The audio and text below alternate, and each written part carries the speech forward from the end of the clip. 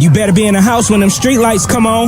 Ain't that what your mama used to tell you? But I bet you when she told you to stay out the streets, she had no idea that the YouTube streets would take over the world. Uncle Juice, public figure Boogie, Baby Down So Raw, Detroit Gossip, and the most dangerous voice in Detroit, Dawgface TV. Bitch, I talk more shit than Dawgface. They running shit from coast to coast. Welcome to the Danger Zone. 5, 4, 3, 2, 1. Let's go.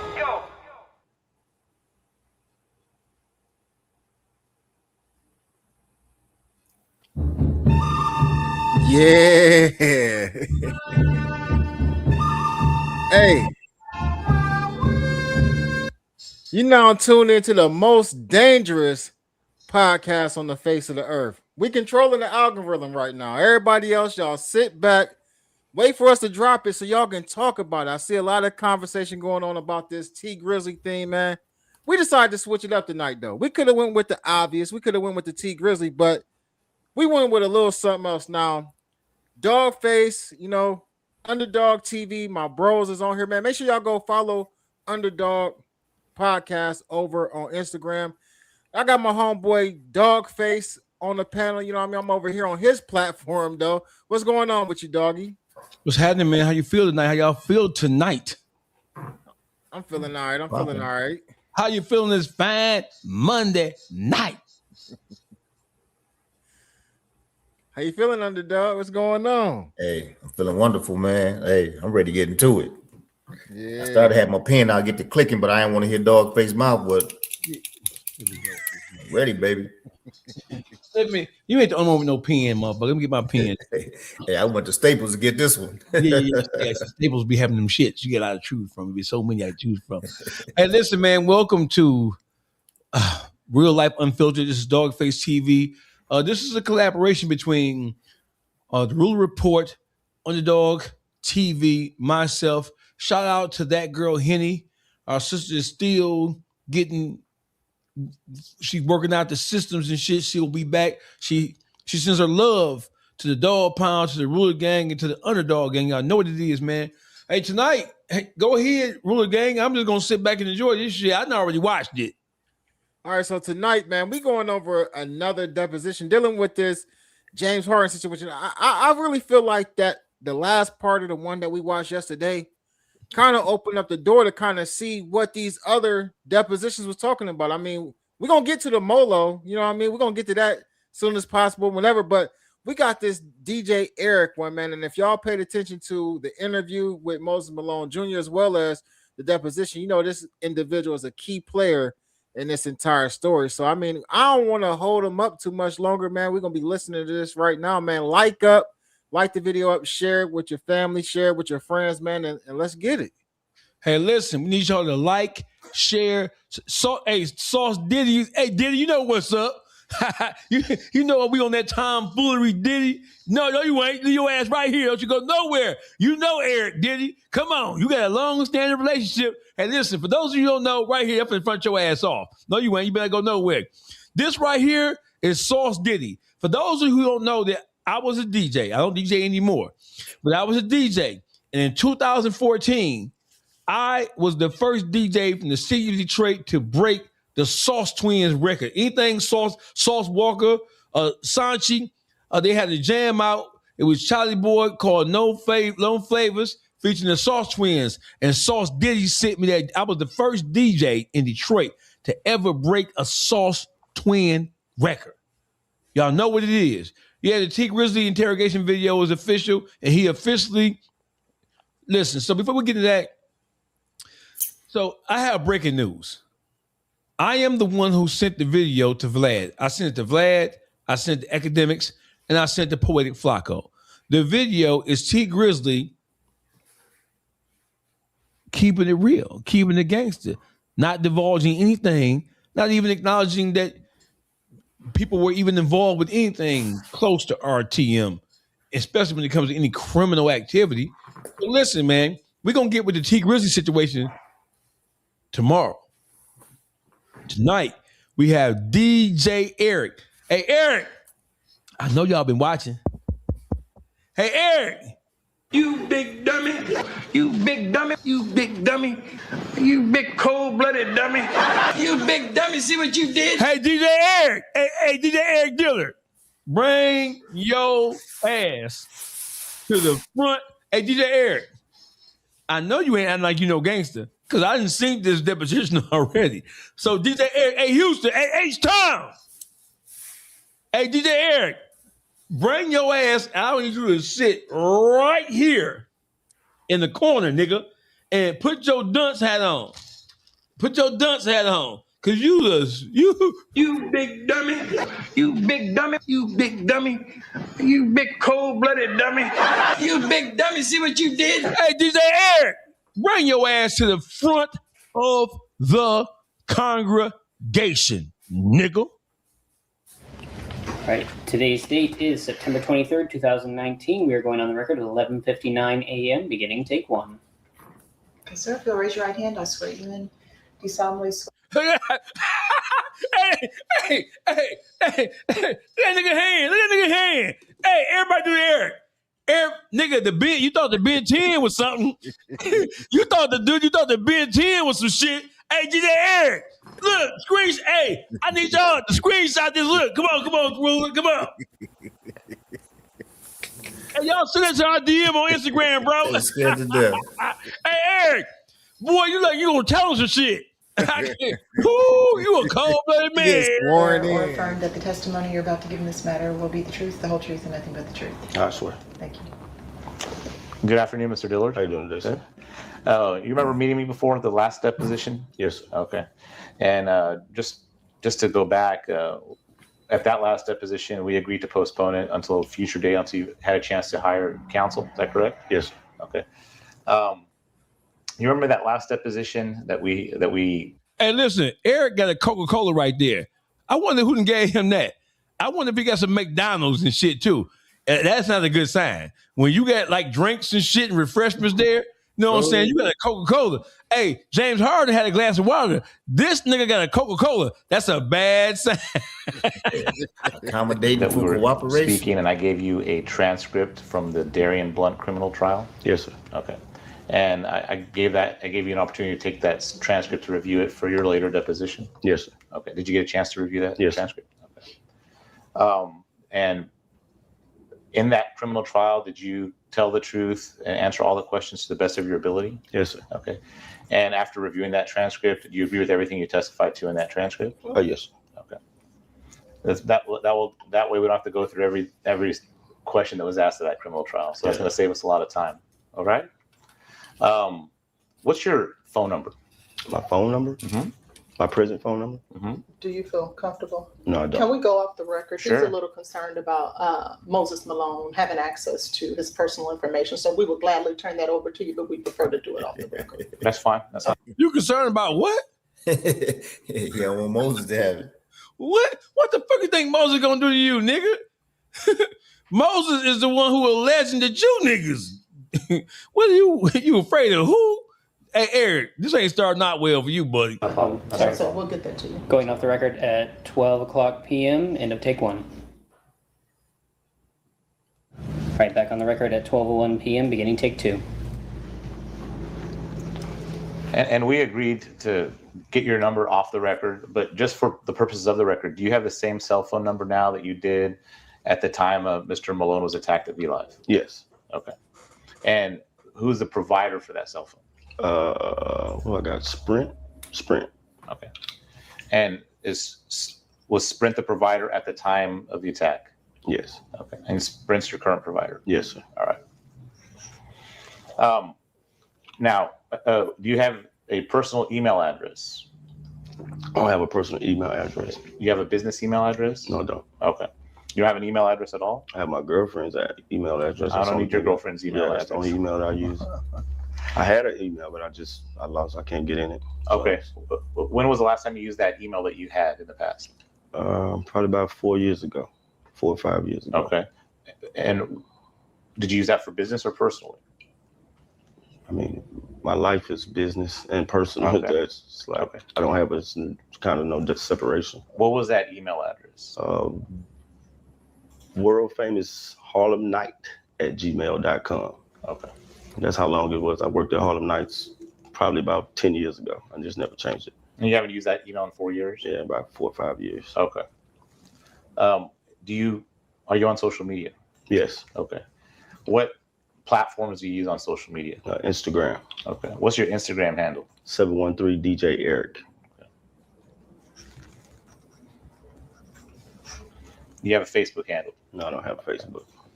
Any other social media handle? I have a Twitter, but I don't know the password to it, so I don't use it. Okay. Twitter's kind of lame now. It's like nobody goes on Twitter. That's fair. What's your handle for Twitter, even if you don't use it? I can't remember my Twitter name. Okay. But it was probably 713 DJ. Like, my name's always the same on it. So whatever your handle is, it's always something on 713 DJ Eric. Yeah. All right. What does 713 DJ Eric mean? It's an area code for Houston. That's why you have it, just for the area code? Yeah. It's to signify that you're from the area. That's why you have it like that? Most DJs, if you from Miami, you have 305, or you from California, you know what I mean? So I'm from Houston, so I put 713 DJ Eric. So it's a DJ industry type thing? Yeah. Okay. So I don't know all these things. So I'm going to ask you probably some questions like you think are silly, but I don't know everything that you know. Okay. Mm-hmm. Is that fair? Yeah. Okay. Sometimes I'm going to ask you some questions. It's going to require a yes or no answer. If you could just make sure that you're clear, yes or no. So, and I can't. Doesn't come across well. Yes. Okay. Thank you. All right. So back in 2016, you were working for VLive. Yes. Okay. Do you still work for VLive? No, I don't. You don't work for any VLive brands? No. Do you do any work for Damon Cobbs? No. You don't work with, when was the last time you worked for Damon Cobbs or any of his businesses? Probably around 2017 when VLive shut down. That's when VLive Houston shut down? Yeah. Okay. And that was the last time you worked for Damon Cobb? Yes. Okay. So let's go back to 2016 when you were working for Damon Cobb and VLive. Mm-hmm. Yes. What was your role there? My role is the DJ, promotions, and just, getting people to the club. Okay. You try to keep the place busy, right? That's my job. All right. Did you have any other in-house responsibilities other than trying to bring people to the club? That's it. Okay. Did you have any managerial responsibilities? No managerial responsibilities. Did you have any other DJs that worked under you? I have my little brother. I taught how to DJ. Okay. And he worked with you at VLive? Yes. Okay. Was he working with you at VLive on the night that Mr. Malone got attacked? He's been working with me since he was 18 years old. Okay. Was he there at VLive when Mr. Malone was attacked? Probably so. I don't know for sure. Okay. Give me 1 second. Okay.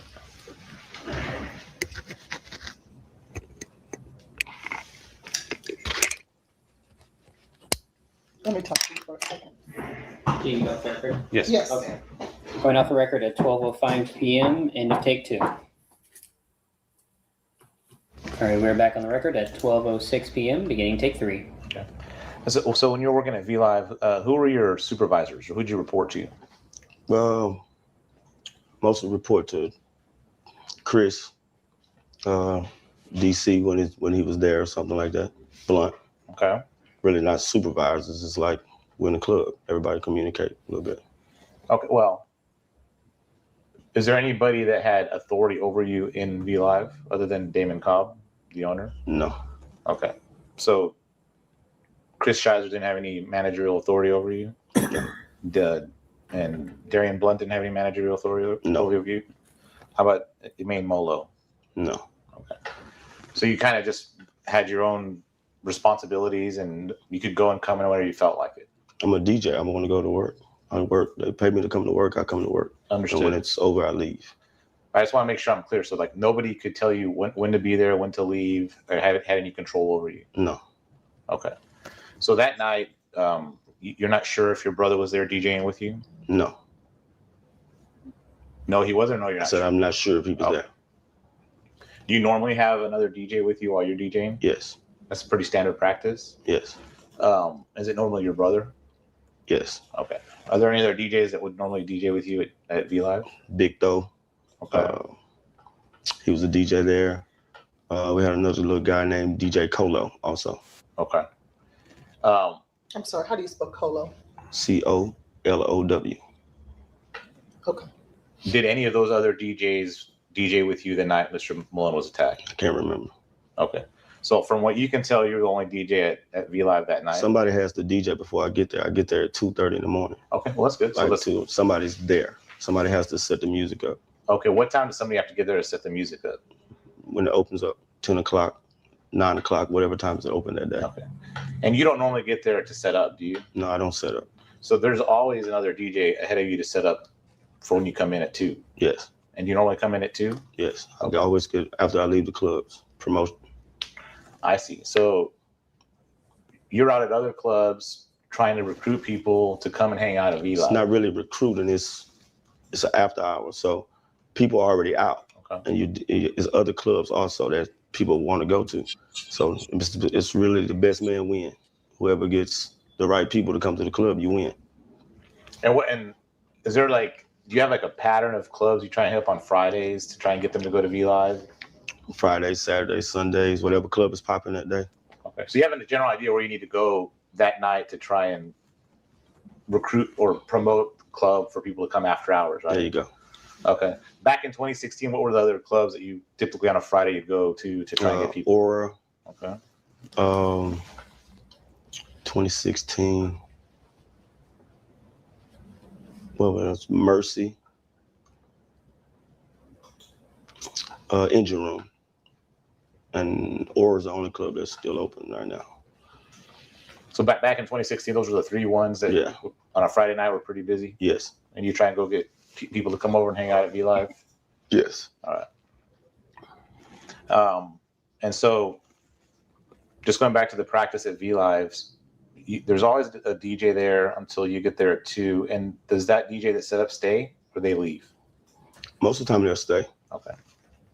And what do they, if you have 2 DJs there, how does that work? What's your different job responsibilities? It's just, I'm the DJ.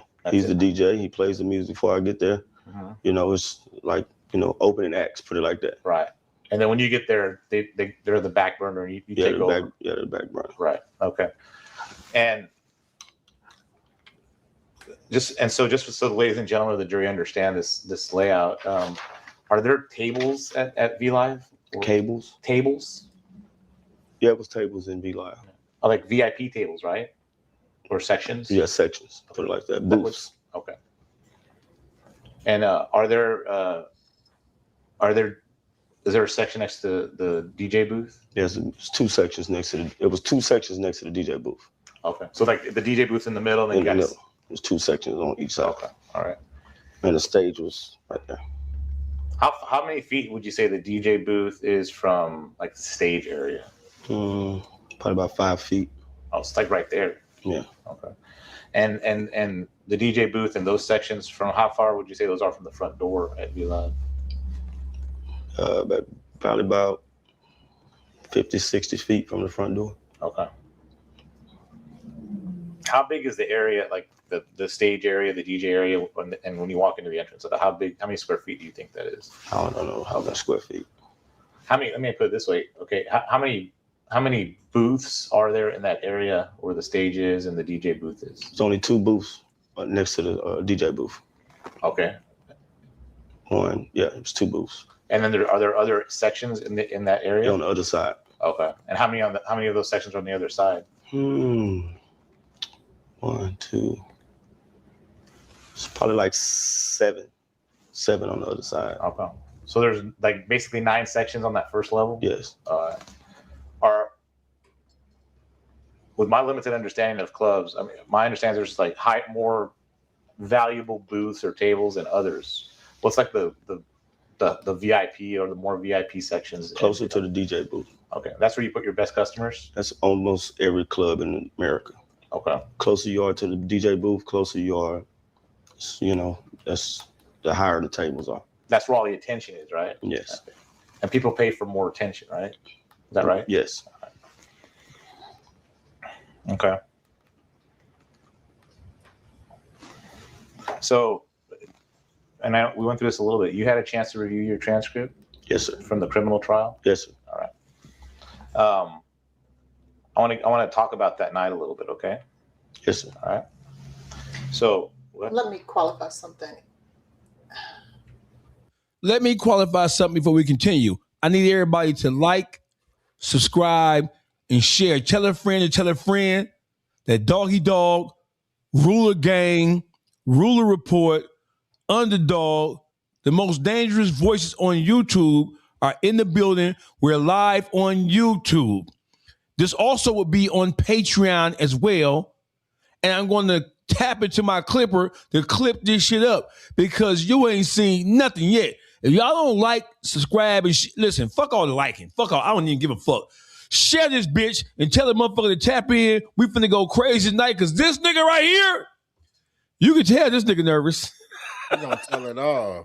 He gonna tell it all, baby. Tell him how you were able to view it, your transcript. I was able to view it. How thoroughly you were able to review it. I just skimmed through it. I didn't. Okay, make that clear. Oh, okay. Yeah. Okay. So I gave you the full transcript, right? Yes, sir. And that was about a month ago. Is that Yes, right? sir. And you had the opportunity to review it and go through it, correct? I skimmed through it. Yes, sir. Okay. But you had the opportunity to read it slowly, as fast or slow as you wanted, correct? Yes, sir. Okay. And without telling me every word, if you memorized every word or remember every word in that transcript, would you agree with me that when you were testifying in that criminal trial that you were telling the truth to the best of your ability?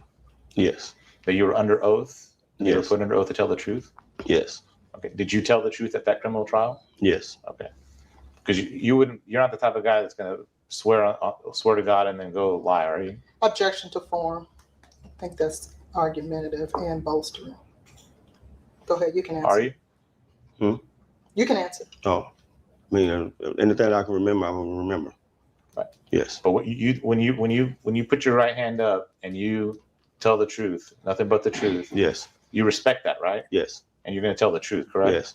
So there's no reason why anything that you testify to in this criminal trial is wrong or fabricated, is it? Objection to form. You can go ahead and answer. No. All right. So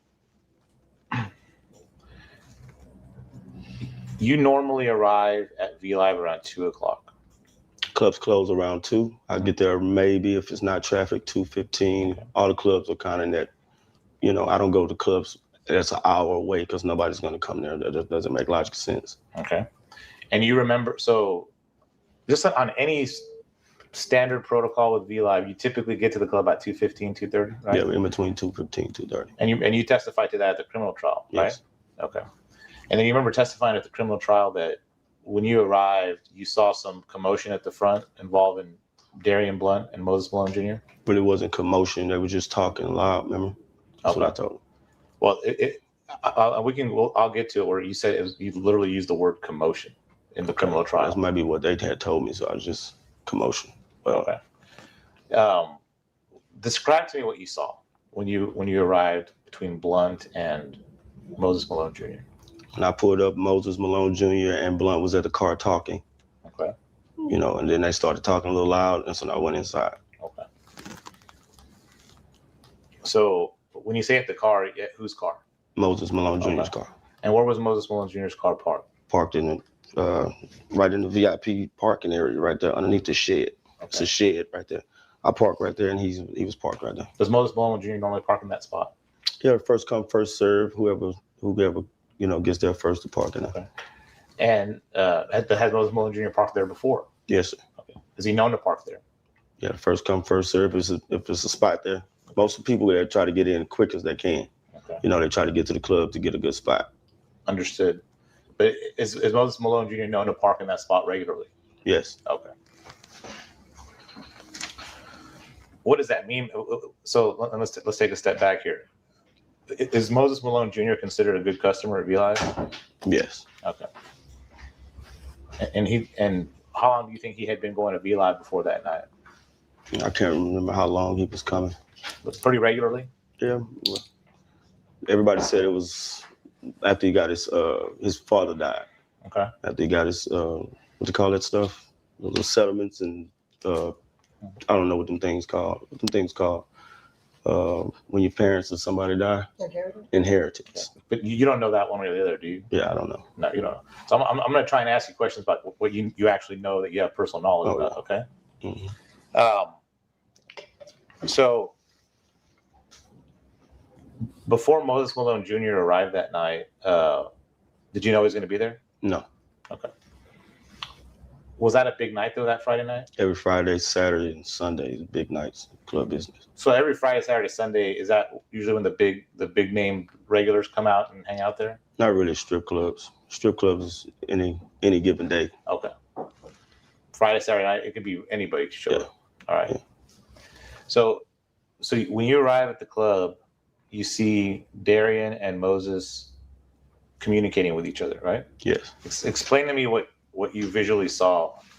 How was Darian towards Moses? I think they was just talking at the car. You know, everybody, it's the thing about it at 2:30, 2:15, 2:45, 3. Hold on one second. My name is Dawgface Calderon. Right beneath me is UnderdawgTV. Right beneath him is the Ruler Report. I want to share something with you people. I want to show. You see this gentleman right here, Bubby 937. He says, because he wants some attention, right? I don't mind giving you niggas attention. Bubby said, why y'all lame asses always trying to expose some shit? Hey, Bubby, shut your bitch ass up, you hoe ass nigga. Why you always coming on motherfucking podcasts looking around to watch the exposing? Bitch ass nigga. I'm finna put your bitch ass in timeout. When the timeout is over with, bitch, you come back in here with a better attitude, you bitch ass nigga, or I'm gonna block your bitch ass nigga. Now y'all put you in timeout, bitch. Go stand in the corner, you bitch ass nigga. Now when you come back, bitch, have a better attitude, you a bitch ass nigga. Fuck is you talking about? Put your bitch ass in timeout, Bubby. Stupid ass bitch. 3:00 in the morning, everybody's outside. So it's, you know, I don't like to stand outside because I want to go in. Because if I stand outside, people want to get in for free. I make a beeline to go in the club because everybody wants to go walk in with me. So when I seen them talking in the car, and then they get to talking a little loud, I'm like, oh yeah, now I really want to go inside because I don't. Why'd you, when you saw them talking a little louder, really want to go inside? Because I don't want to be around no commotions and you know. So what made you realize there was a commotion going on between Moses and Darian? If I'm in the club and people talk loud, that's a commotion to me. Okay. And how many people were there with Darian that you can remember? I don't remember nobody with Darian. Okay. And do you have any authority over Darian to tell him to stop doing something or another? No. He's pretty much a manager, right? I mean, yeah. Okay. So if you saw Darian doing something with a customer or communicating, you leave him alone to do his thing. It's not my business. It's not your business. I mean, my business is the DJ. So you remember the criminal trial that the assistant district attorney, when she was asking you questions, talked to you about the FaceTime? Mm-hmm. You remember that FaceTime? Yes. I'm sorry. Okay. And you were FaceTiming while you were standing out there in the front? Yeah, I was answering my phone, yes. Now, were you answering your phone or you called on the FaceTime? I can't remember exactly what I did. I think I just want to make sure. My recollection, based off of reviewing this transcript. Will you go grab my laptop off my desk? It's the assistant district attorney, Miss Cooper. Remember Brittany Cooper? Yeah. She asked you, did you make a FaceTime call to Molo while you're standing outside? And you said yes. That was your answer to criminal trial. Okay. You agree with that, right? I mean, if that's what it says at that point in time, but I can't remember it today. You know what I'm saying? But that's what you testified to at the criminal trial. We're sticking with that, right? I guess so. Okay. Can you let him see it? Yeah, sure. I can actually give you a call. We'll just mark this on the record. Okay. I'll give it to him as exhibit number 1.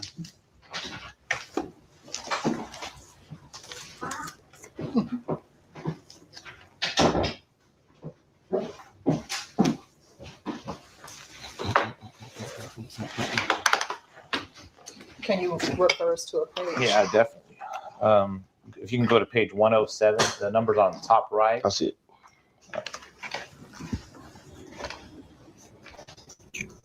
Which line? It's line 22 through 24. It's gonna get real good, y'all. I can tell, K-Top. You big dummy. That's what I don't understand. It said, do you make a FaceTime call? I don't understand. You saying, do I make a FaceTime call? That can be, you know what I'm saying? Did somebody call me or did I call? I don't understand. That's what I'm saying. Was I on the phone on a FaceTime call? That's what I'm saying. Okay. All right, go to page 109.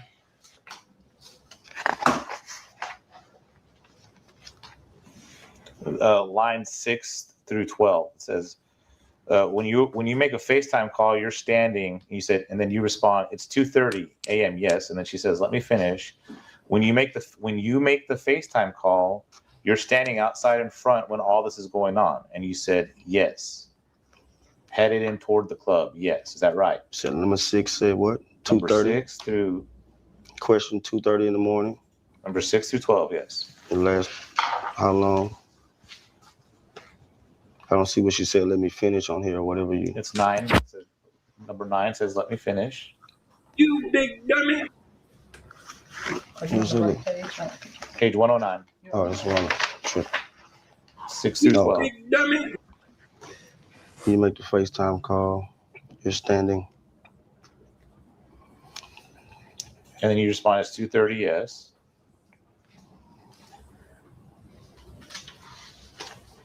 Mm-hmm. What, nigga? You big dummy.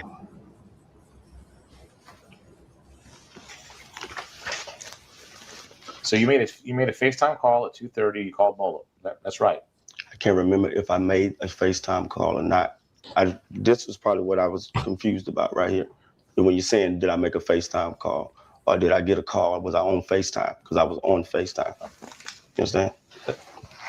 Sir, you testified in the criminal case that you made a FaceTime call at 2:30 in the morning to a main Molo while you're standing in front at VLive. Do you agree with that? That's what it says in here. And you agree with that? Sir? Do you agree with that? Do I agree with it? Yes. I mean, that's what it says in there, but I'm asking you a question now. I'm saying, what does it mean when you say, did I make a FaceTime call? Sir, was I on the phone? I don't answer your questions. I'm asking questions. Okay.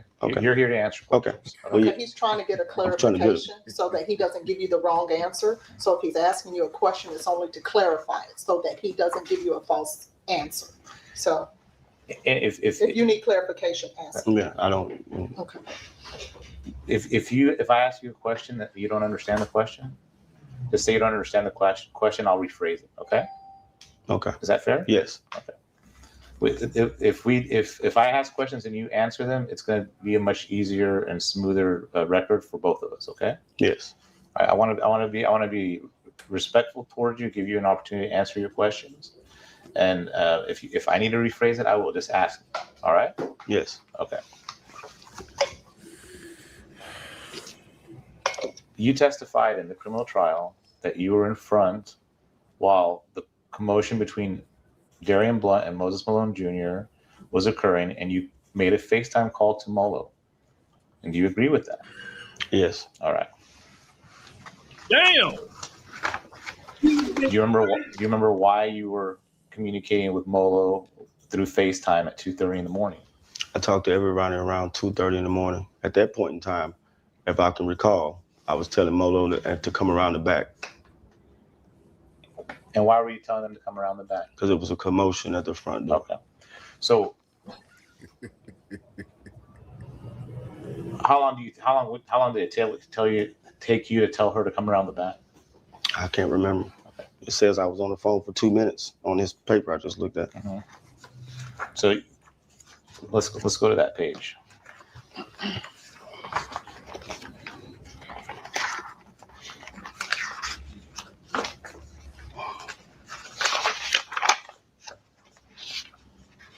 Yes, right here. 108.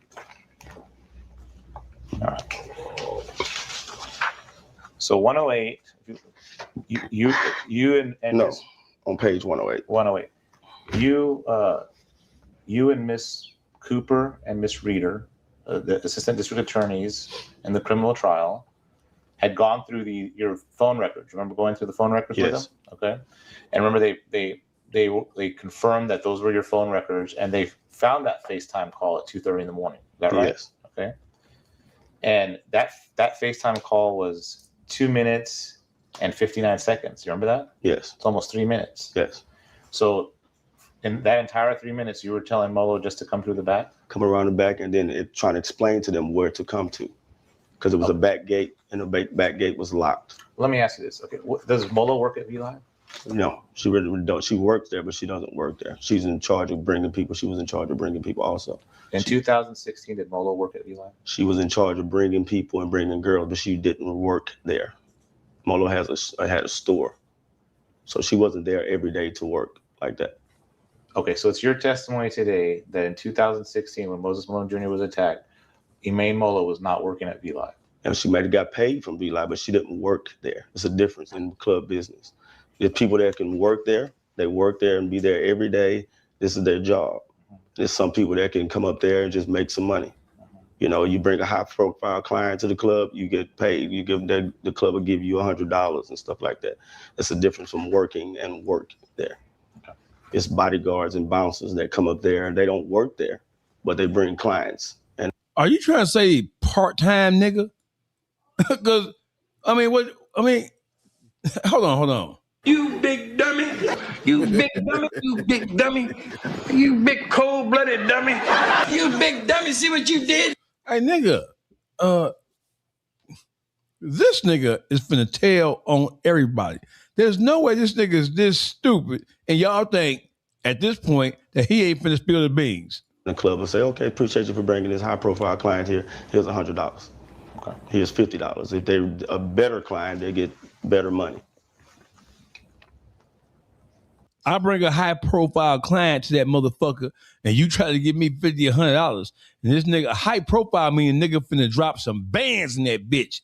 Right. If I bring a high-profile client to your club, and you don't give me no motherfucking kickback more than that, oh, bitch, we gonna have a problem with a capital motherfucking P, you dumbass. You're talking about $100. What? Yeah. Hey, yeah, Eric, don't quit your night job, nigga. Would you agree with me that Emaine Molo knows the ins and outs of VLive and how to get in and out of VLive? Not at certain times. Okay. Certain times the door is back. This door is locked. Somebody has to go around and open up the gate. That's what I was explaining to them that night. Now, mind you, Molo is with James Harden Jr. She's a part. James Harden. She's a part of his entourage. She's his fixer. We already had James Harden say that she bring the hoes. So James Harden ain't going through no motherfucking front door. At that point in time, he's an NBA All-Star player worth well over $50 million.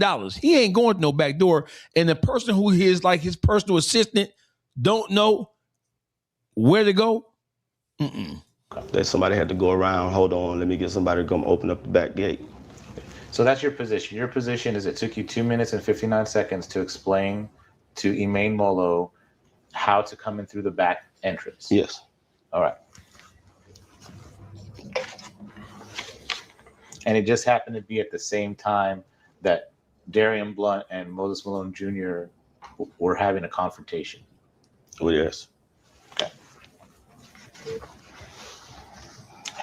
Do you normally communicate with FaceTime with people? Yes. Okay. So how often do you think you normally communicate with people on FaceTime? Most of a lot of the time, I communicate through FaceTime. So if we went through your phone records, most of the calls will be FaceTime calls? Some of them are going to be FaceTime calls. I don't talk on the phone that much. I text a lot so I can keep a record of what I said. Okay. But when you do call, it's normally FaceTime? Yeah. So if we went through your phone records, we see a lot of FaceTime calls? Yeah, you're going to see a lot of FaceTimes. Do you normally do a lot of FaceTime calls at 2:30 in the morning? Most of the time it's texting, or if somebody will FaceTime me, I'm outside and stuff like that, I have to send somebody to go get them. Okay. Yeah, there's no phone calls. I can't hear a phone call at 2:30, 3 o'clock in the morning when the music is playing. Okay. So is it common for you to make FaceTime calls to communicate with people at 2:30 in the morning? Yes. Okay. And you do a lot of communicating at 2:30 in the morning because you got people coming to the club, This right? is when people come to the club. So, like, how many people do you think you talk to in one given morning when it starts getting busy at VLive? Maybe probably around 6 or 7 people. I'm going to talk to about 5, 6 people, 6 or 7. You know, everybody that works at the club has a group of people that they talk to that's going to call them. You know, if you call me 2, 3 times and I don't answer the phone, I'm not going to call you anymore to come to the club. Okay. So I'm going to call somebody else. But, you know.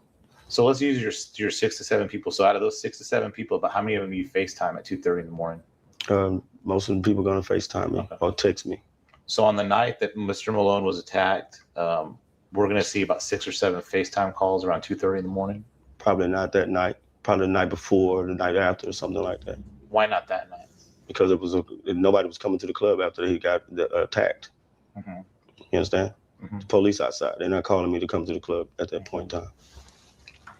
But regardless, you're instead of calling people on the phone, you prefer to FaceTime people on a regular basis. I can't hear in the club. I'm not going to call you on the phone. No, and I understand. But so you prefer to use FaceTime to communicate with people as opposed to calling them? Yes. All right. So you have a lot of FaceTime calls that are on your phone right now. Objection as to form. You've asked that question like 5 times. Is that right?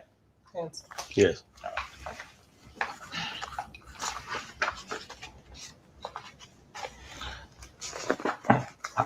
How often before the night Mr. Malone was attacked, how often would you text or call or FaceTime Mr. Moses Malone Jr.? I never FaceTimed Mr. Moses Malone. Okay. Moses Malone texted me a couple of days before, asking me what I was doing that night. Okay. Well, not that night, but the night where I was going to that night. Probably, I think it was Wednesday or something, Tuesday or Wednesday or something like that. So a couple of days before Mr. Malone was attacked, he had sent you a text to ask you what you were doing. Yes. Okay. But this was before the attack, right? Yes. Okay. And then was that unusual for him to text you, or how often would you and Mr. Malone text? I mean, my phone number, I had the same phone number for years. So it's people that text me random. Hey, what you doing tonight? What clubs are going to tonight? And my job is to tell them. I'm going to tell them I want you to go out and have you a good time. Yeah, my question is with Mr. Malone, like, what was your level of communication? Did you guys text once a week, once a month, once every couple months? If he texts me, I replied to the text. I wasn't calling him, texting him every day, saying, how you doing today? So how often would you text Moses Malone Jr. before he got attacked? If he texts me, I text him back. I can't remember. How often would you initiate a text to him? I don't initiate texts that much. Okay. You know, it's like I don't. If you text me and ask me what's going on, I'm gonna text you back and stuff like that. You know. So it's rare for you to initiate a text communication with Moses Malone Jr. Yes. Okay. How often would you call Moses Malone Jr. on the phone? I wouldn't call Moses Malone. Okay. Unless he owed some money. Okay. And so how often would you call him if you call him? Once every month? Once every couple months? I don't know. Would you say often, very often, not very often? Objection as to form. He says he doesn't know. You just have no idea? No. Okay. How often would you FaceTime with Moses Malone Jr.? I never FaceTime with him. I don't believe. Right? I don't believe. Okay. Would you consider you and prior to this incident, Mr. Malone, as your friend or a colleague? Not really a colleague or friend. He's a customer of the club. Okay. I appreciate him being a customer to the club. So it was a customer relationship with Mr. Malone? Yes. All right.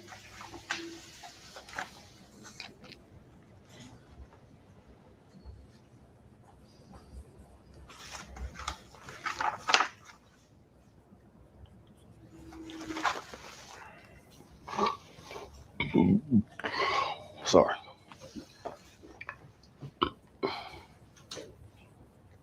Okay, so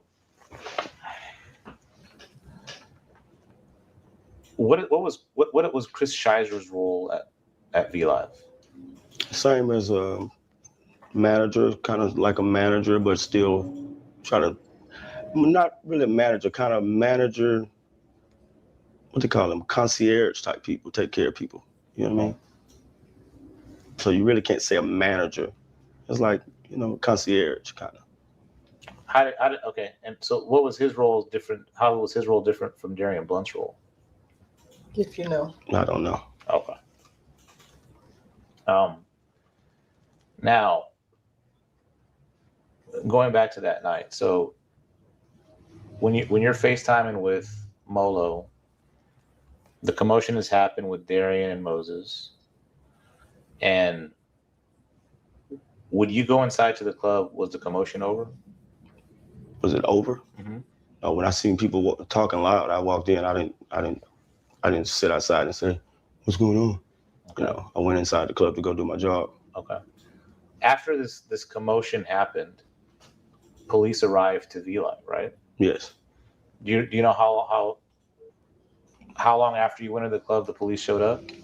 I was DJing probably around maybe about 20 minutes. I was in the DJ booth about 20 minutes. Then they told me that it was a fight outside and the police was coming. Okay. So let me get a timeline here. So it's around 2:30. You're FaceTiming. After the FaceTime call is complete, you walk into the club, right? Yes. All right. And do you go straight to the DJ booth? Yes. Okay. And you go straight to the DJ booth, and you're in the DJ booth for about 20 minutes before the police arrive. I can't remember how long, I don't know what time the police got there. You know what I'm saying? Mm-hmm. So, I mean, about 20, 30 minutes after me DJing and we were in there partying, that's when they told me the police was going to be outside. And so, and when you say they, who's they? Who told you? Just people coming, police. Police in the strip club, everybody comes to the DJ booth, and they're going to tell the DJ first of all. Okay, and what did you say when they told you there's police here at the strip club?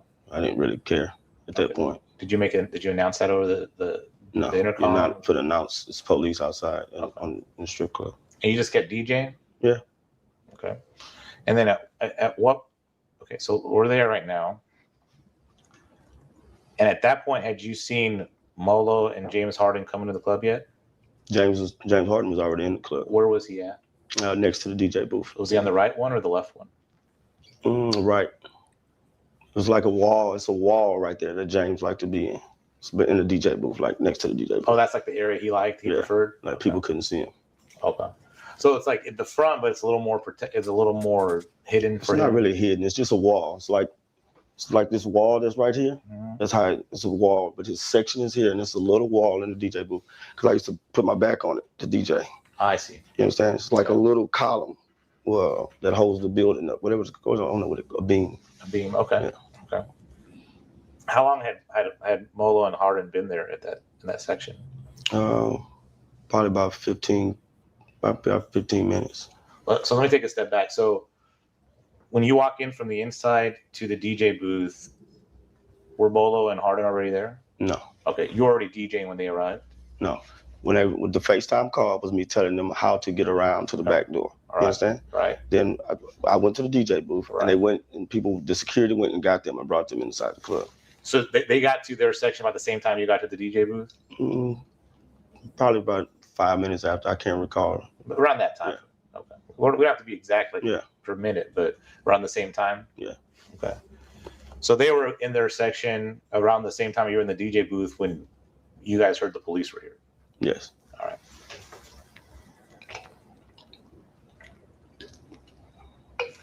When you're in the DJ booth, like where's the front door? Front doors from the DJ booth at VLive was to the left. To the left. Okay, so like if you're looking straight, the front door is to your left. Yeah, it's like it's a long hallway. Okay. Then it's a wall, so it's around like the front door to my left. Not directly to my left, but it's on the left. Understood. So when you walk into the entrance, there's a little hallway, right? Walk in the front entrance. It's a walkway. Then you come around the wall. Then you walk down the where the bathrooms were. Then you come this way, and then the DJ booth's right there. Okay. And then the DJ booth's in like this open area? No. DJ booth at VLive was open. It's not an open area, but it's on the floor. It's on the main floor. Right. Well, I mean, it's open in the sense that there's a stage and there's people around the stage, so like an open room so people can see the stage, right? Yes. That's what I meant. Okay. Open area. I just didn't understand what you meant. Is that right? Is that the right image? Is that what the setup is? Yeah. I mean, maybe you can describe it better than I can. Yeah. I mean, it's a club. But wherever you are in the DJ booth, everybody in the sections can see you. Yes. Right. And the girls on stage can see you. Yes. And you can see the girls on stage. Yes. All right.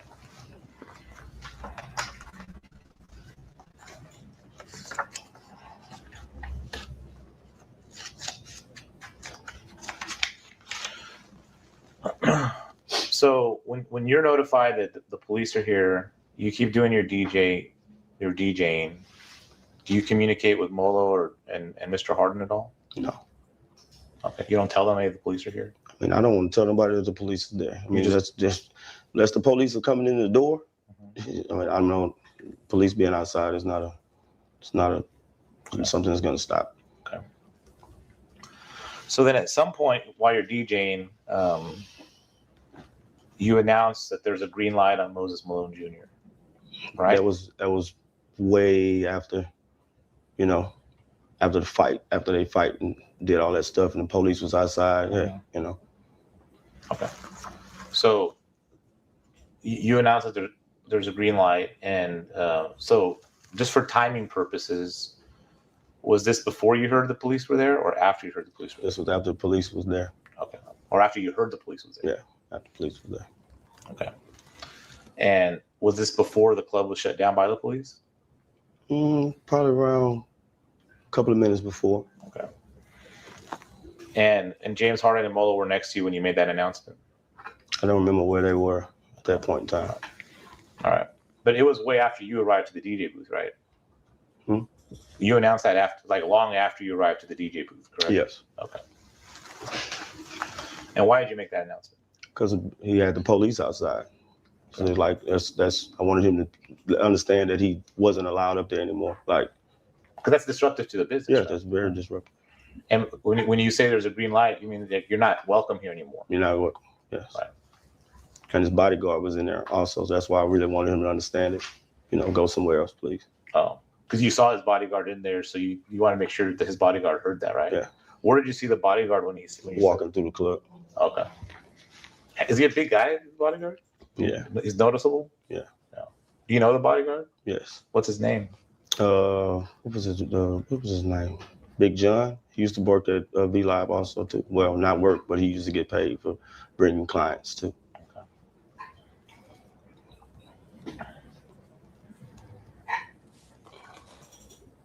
And so,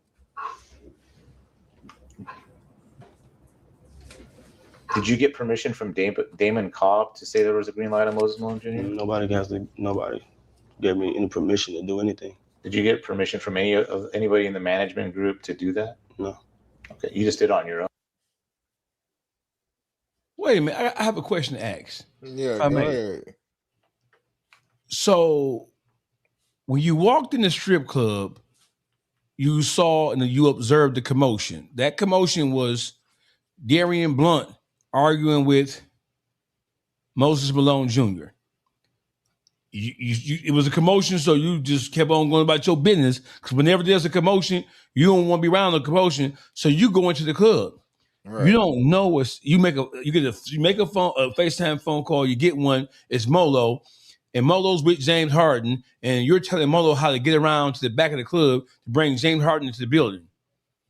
So, whatever happened outside while you're in a DJ booth, how do you know that Moses Malone Jr. was in the wrong?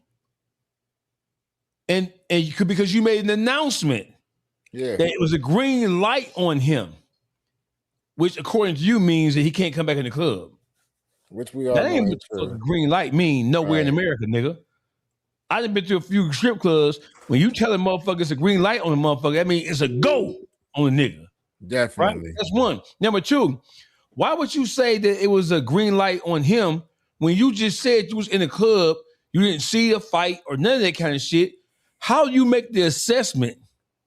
How do you make the determination to you saying, without being aware of who did what, when, here, and why, how do you make the assessment there's a green light on him when you wasn't outside in order to judge or ascertain what the fuck was going on?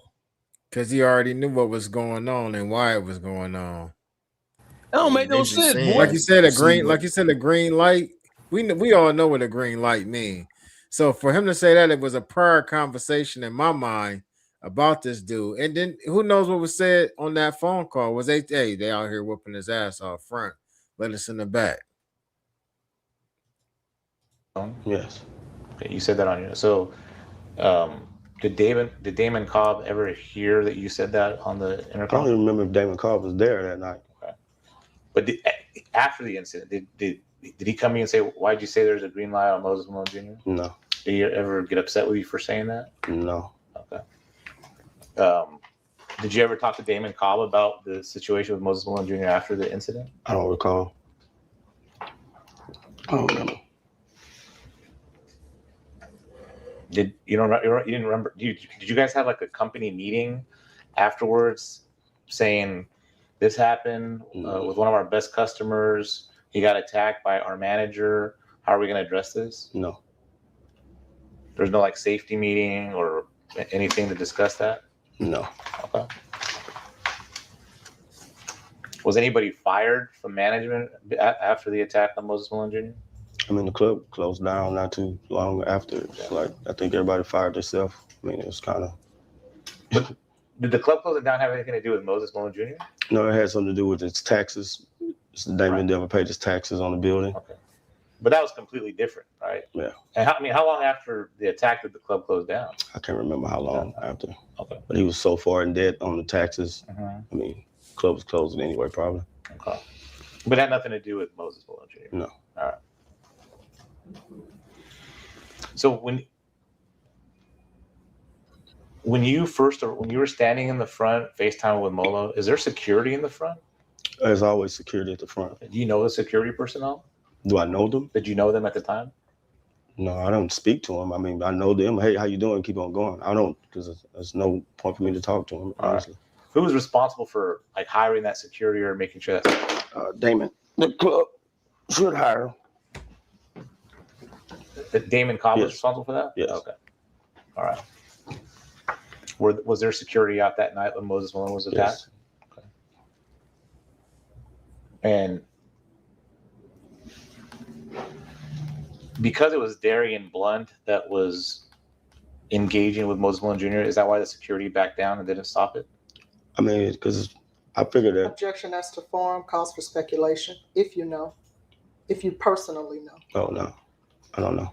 I'd like to keep our objections to the Texas Rules of Civil Procedure. Just I'd like to keep our questions to answers that he has personal knowledge of. Understood, and Okay. if he can always, if we can just keep it at form and leading, I'd appreciate that. Okay, and I appreciate your questions to be something he has personal knowledge of. So objection to form. Thank you. To your knowledge, does Darian Blunt have managerial authority over the security? No. Okay.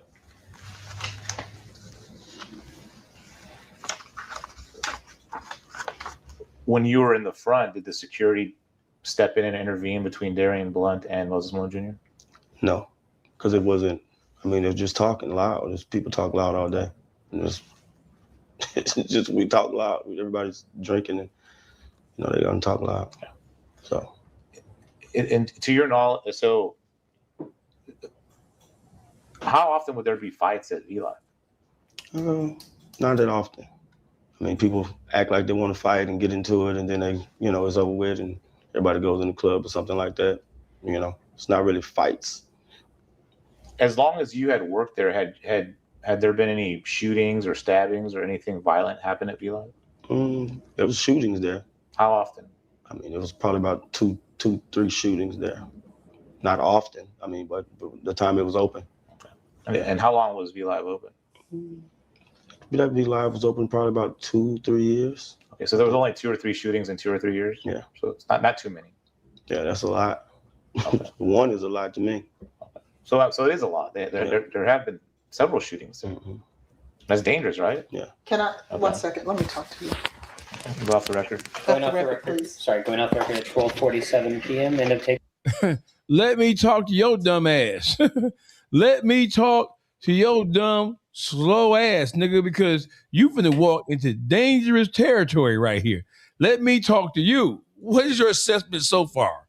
If she wouldn't have stopped him on the line of questioning right before that, he was gonna answer some questions then that she didn't want him to. Like, he ready to snitch. He's ready to tell everything that he knows and what he don't know.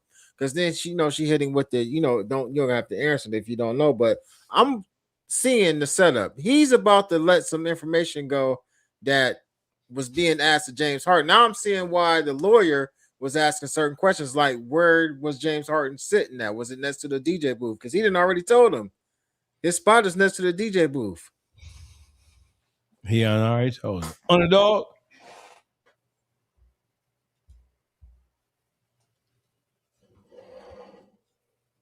I found it weird for him to say, like, when things get loud, he get ghosts. But then on his last part of the question, he was just like, when they get loud, that's like regular. Like, it always get loud here, like that, like it ain't shit. But in the beginning, he was acting like when they get loud, I get gone. So I don't be knowing what this loudness is going to produce or create. But then he just got us saying it like, yeah, it get loud, that's regular. It always gets loud here. So I was just like, where's nigga going? But then he got caught in that question, and his lawyer stopped his ass trying to get him together real quick. So it's 2:30, 2:45 in the morning. He in there, he been DJing. This nigga, he saw some commotion. He had a FaceTime phone call where he was directing Molo and James Harden around the back, telling him which way to go. He going to club start DJing. James Harden is right next to him at this time when he's DJing, get it back up against the little partition wall, right? And he don't see no fight because the fight happened outside. He don't even know the police is outside because he can't see the police because he inside DJing. So we called the green light. Right. So you called the green light on Moses Malone Jr., not knowing what was going on and what had happened. Why you green lighting this nigga? How you know he called the police? I think it was green lighted when I think the green light was already in motion when what's the big light skinned motherfucker name that he was talking to at the car? Darren Blunt. Darren Blunt, right? I believe that green light was already in motion then, and that he confirmed it when he made that motherfucker call at the door. Like, basically, this shit is in motion. Yeah. You know what I'm saying? And then just think though, right? For him to go into there and sit up at the DJ, and like that don't give them enough time to come all around from the back and then come sit down. Then when you get up there by the DJ, he next to you already. Like, that motherfucker probably been there. Like, I think that call was really consisted of is going down in the parking lot. They about to beat his ass. Like, James Harden was already sitting down. Him and Momo was already sitting down in that bitch. They ain't coming around no back. They already had got in. They already been in that motherfucker. They already been. That's why when he finally got his ass from outside, since this commotion, I'm running, I'm going. I don't stick around for no motherfucking commotion. He bring his ass back in what you call it, to try to act like it's a regular day in this bitch while old boy getting his ass whooped outside. But that thing was in motion. That thing was in motion. Went to his car. Blunt was trying to basically, get him get out that car, talk that shit to him as we get out there. He probably know that not James Harden, but Malone Jr. He probably already knew that the motherfucker talked too much shit to him. He gonna get out this car because he a little fat ass motherfucker. He know Malone probably fade his ass, right? So he got him out the car or whatever, and that's what he needed. But like I say, that green light was initiated.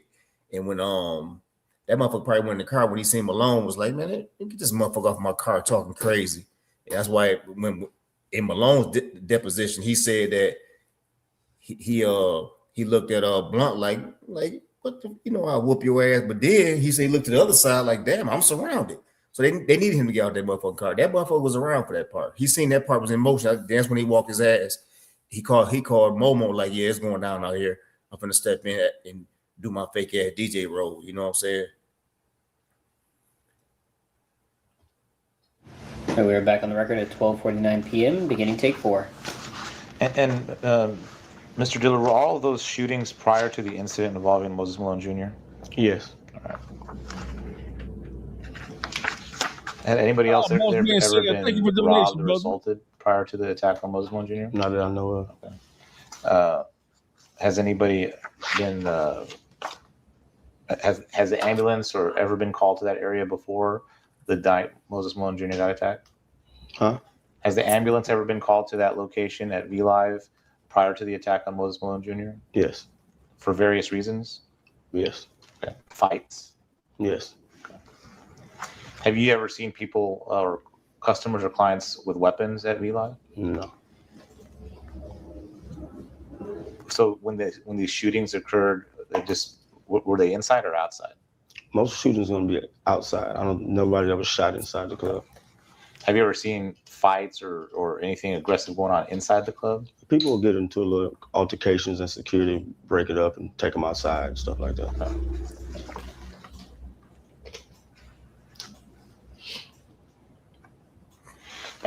And because you're not a manager, you may not have all the information about all the incidents that have occurred at VLive. Is that fair? Yeah.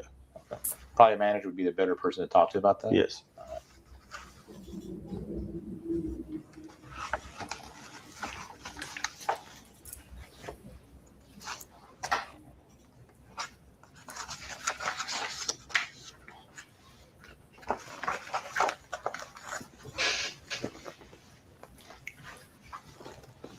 Did you ever have any grudges with Moses Malone Jr.? No. Did you ever? Were you ever upset with him and hate him? Having negative feelings towards him? Before or after? Either.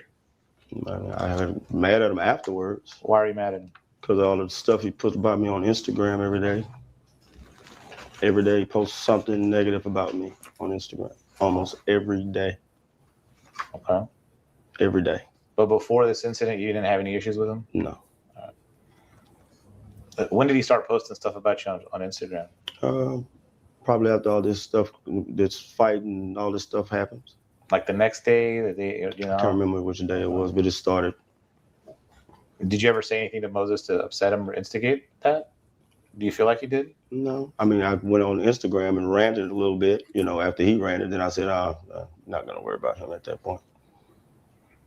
One thing we know for a fact is that Mo is a bad motherfucker with this Instagram shit and this social media shit. This nigga is able to rock the motherfucking world by just making a social media post. This nigga in his feelings. James Harden was in his feelings.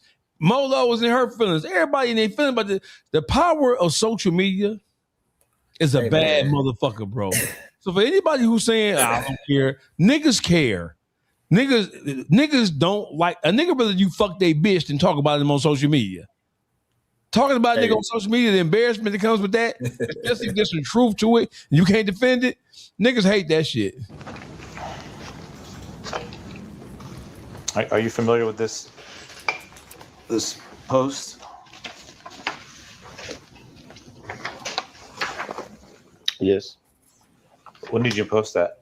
I think that was the night of it. The night Moses had got in the fight and stuff. So you posted this the same night that he got attacked? Yes. Why'd you post this? Because he pissed me off that night. I mean, it's not really, it's interrupted my money. Okay. So just so I understand, so Mr. Malone, who is a VIP who spends a lot of money there, was attacked and robbed and bleeding from his ear. And he called the police because he was attacked and you were upset with him? Yes. All right. We'll go ahead and mark that as exhibit number 2. Is this my copy? Yeah, please. Hey, do I need to stop this right there for a casual observation? Then we need to stop it right. Did you hear what he said, Ruler? So you mad at him because he didn't got his ass kicked. He didn't got a foot to his ass, and you mad at him because he stopped your money. Don't forget he announced the green light on him too. Hey, watch this though, right? Like somebody said it, and me and I forgot his name. I can't even really read it, but this whole day was planned for Moses Malone, bro. And like the time that DJ got there, which was after hours, it was really not too much. It was like not really a good time for it to have like maybe from the time it opened up until the time his ass got there. Okay, it was a good time. But when his ass got there, that night was over with. I don't think it was like a good time after that, or it was expected to be a good time after that, because they already had that motherfucker set up, and they already got confirmation Malone on his way. Because I remember Malone was like, they was asking me, he's like, no, I'm going to VLive. You know, it's like, so he had confirmed that he was basically en route to that motherfucker anyway. So they didn't expect for it to have to be a good night past 2 a.m. because that part of the night was designed and was programmed and planned for Malone's ass, bro.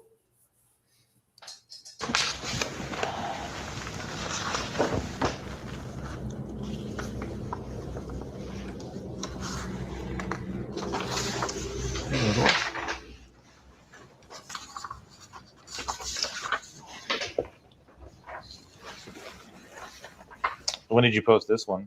Yeah, probably the same time. It says, your name is all you got, and I will die before I fuck my name up or my dad's. What is that post about? Because Moses, that he knows that the stuff that happened outside and him getting into a fight, that has nothing. It was like, it was so uncalled for. It was uncalled for. Do you blame Moses Malone Jr. for him being attacked? Because it wasn't attacked. I mean, I don't believe he was attacked like that. Here we go again. Like, what do you mean that you don't believe he was attacked like that when you inside the club? Nigga, he lost all his jewelry, got kicked in the face. They mopped him. What the fuck is you talking about? Hey, mopped him, nigga. You knew they got mopped. Hey, they got robbed and everything, motherfucker. Hey, listen. you didn't see anything. You were in the DJ booth. You didn't hear anything. You know why? Because you have the text at 2:30 in the morning because the music banging. There's a crowd and you don't hear nothing. That's standard operating procedure for DJs, managers, and strip clubs. When you get there, you don't call a nigga because a nigga, first of all, you're going to disturb them because they handling customers and trying to seat niggas in their booths. And they ain't going to answer the phone no way, nigga. Right. Number one, you don't see nothing, but you make a green light announcement. How do you know that he deserves the green light when you ain't seen nothing? Number one. Yeah. Number two, you mad at him because you feel like, first, I don't believe he was attacked like that.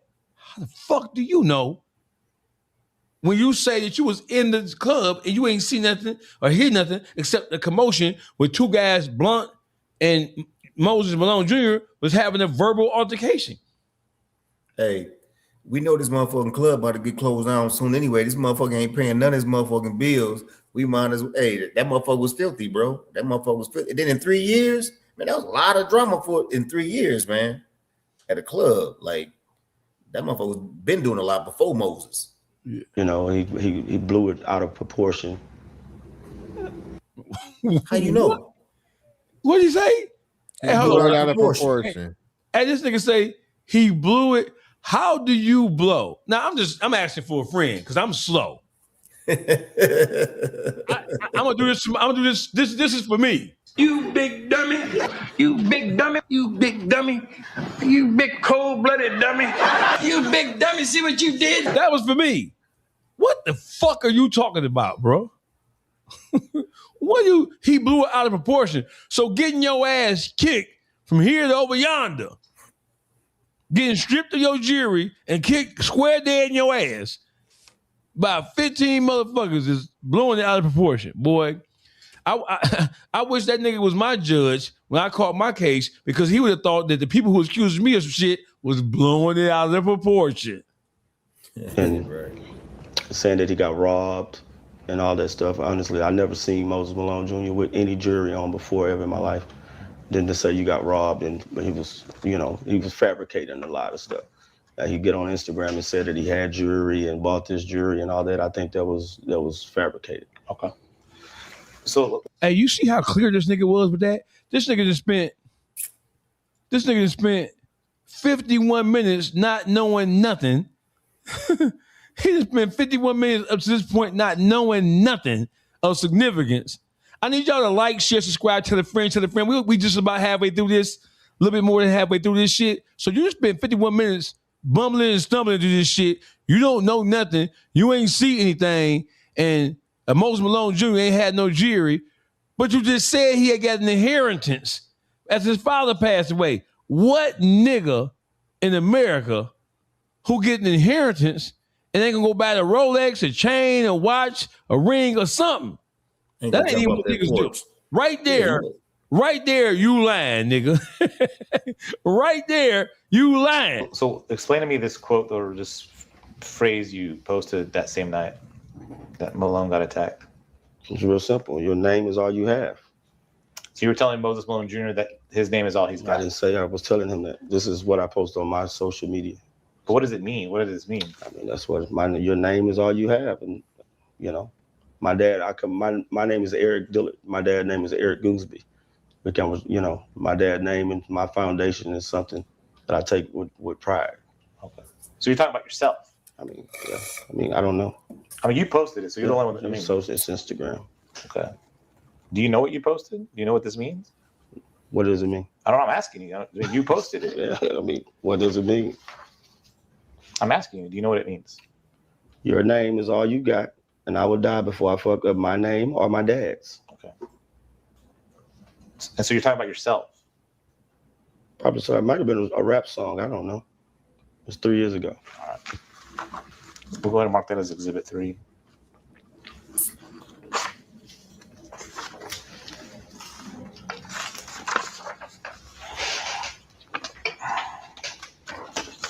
What was this post about?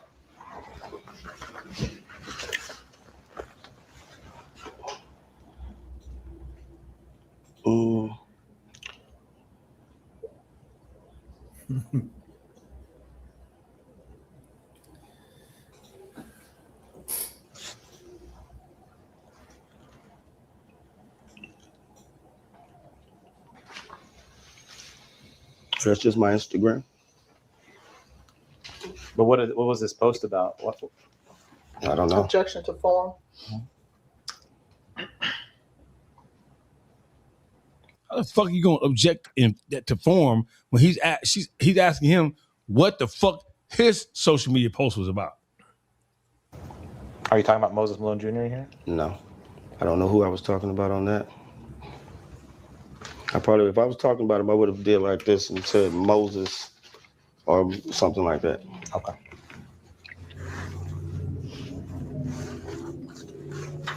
I'm going to mark that as Exhibit 3. What are we at? 4 now? Exhibit number 4.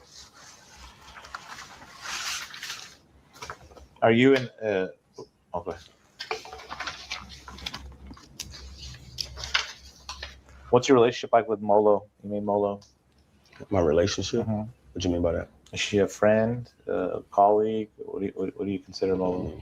She's a person that we party with. She brings, still does the same thing, brings people to the club. I go support her parties and stuff like that. Somebody to go party with. Okay. You consider her a good friend? Not really. I mean, she's somebody that I go party with. I mean, I can't say she's my good friend. She's not coming to my house for dinner.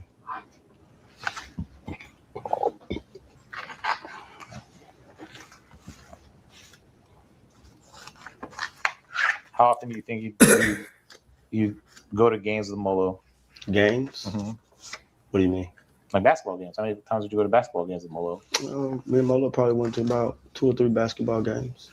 Those are the tickets that James Harden provides? No. Have you ever been to a game that James Harden's provided before? Yes. You have? Yes. He's bought you tickets before? He didn't buy me tickets. He gave tickets away. And you received those tickets that he was giving away? Yes. I receive a lot of tickets and stuff from people. How many tickets do you think James Harden's given you? I've probably been to about 2 or 3 games. Are they good seats that he gives you? I watched the game. Are they in the club level or I can't remember where they were. Are they near the floor seats or in what area? They're the free seats, the free tickets that they give out. I got some tickets from PJ Tucker, tickets from everybody. I don't want to pay for none of this stuff. They don't pay to get in the club, so you gotta give me a free ticket to come to the game or something. How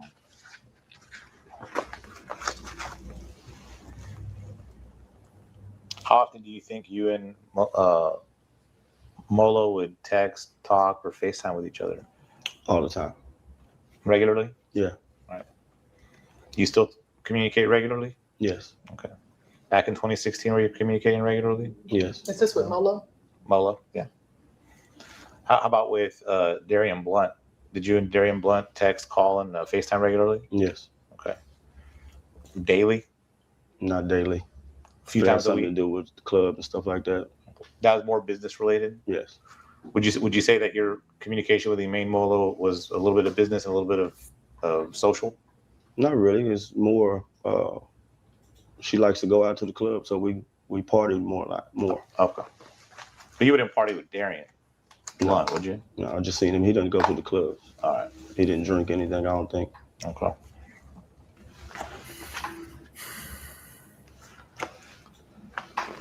So that night,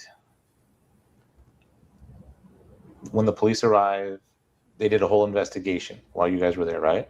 I can't remember what they did. I don't know what they did, honestly. They took your phone. The police took your phone, correct? I gave it to them. Okay. Well, they asked you for it, right? Yeah. And then you gave it to them after they asked you for it, right? Mm-hmm. And you gave them permission to download all the information on your phone. Is that right? Yes. Okay. And they did that, and they gave you your phone back. Is that correct? They never gave me my phone back. You still never got your phone back? I want it back. Okay. You got to call them. I don't have. But and that's, you call the police. But the moment you gave them that phone that night, you haven't seen your phone since then? I haven't seen it since. All right. And have you seen everything that they got off that phone? No. You have no idea the information that's on that phone? Okay. So after you gave them your phone, how long did you stay at VLive that night? I stayed at VLive that night, probably when they let everybody leave. I mean, there was no point for me the night was over with. Okay. So did you stay till VLive closed, or you left shortly after? When the police allowed everybody to go home, I think I left. Okay. So whatever time that was, you left as soon as you could? Yeah. All right. Who did you go home with? Who did I go home with? Mm-hmm. I went home to my girlfriend. That's what I'm wondering. Did you go with any friends? Did you guys go eat somewhere? No, I don't do that. No. You went straight home? Yeah, I go straight home. How often back in 2016 would you communicate with James Harden directly? Every time he was coming to the club, stuff like that. Wanted to go out, same thing. Want to go to the club, want to go out, hey. So would you say a couple times a month? No, he's been coming to the club more than a couple times a month back in 2016. Okay. So a couple times a week? Yeah, he probably comes a couple times a week. Okay. Did you guys ever communicate via phone, whether text message or voice or FaceTime? Most text. Okay. But would you ever communicate via phone when he wasn't coming to the club, just socially? Not really. Okay. It's usually tied into him coming to the club? Yeah. All right. Like I'm not. Would you say if I were to look at your phone records, am I going to see much more communication between you and James Harden than you and Moses Malone Jr.? Yes. Okay. James comes to the club more than Moses Malone Jr. You consider James Harden a bigger VIP at the club than Moses Malone Jr.? James Harden is a superstar basketball player. No, that's fair. Does as far as spending money there, does James Harden spend more money there? Yes. Than Moses Malone Jr.? Yes.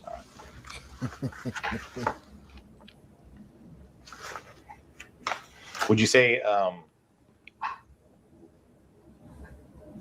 that your relationship with James Harden was more important to keep than your relationship with Moses Malone Jr.? Objection to form. Not really. I mean, it's business. It's coming to the club. I want everybody to come to the club. Would it hurt your business more if James Harden had a green light on him than Moses Malone Jr. had a green light on him? Just to put James Harden not to come to the club? Mm-hmm. Yes. It would hurt the club, right? Yes. All right. It would have hurt you financially. It would have hurt you financially as well. I mean, I'm going to make money no matter what. It's going to be somebody else, what's his name? Chris Paul came right after that. It's like it's going to be a different basketball player. Somebody else is going to be on the team next. And he spends money and they come and they bring their people with them, right? Yes. All right.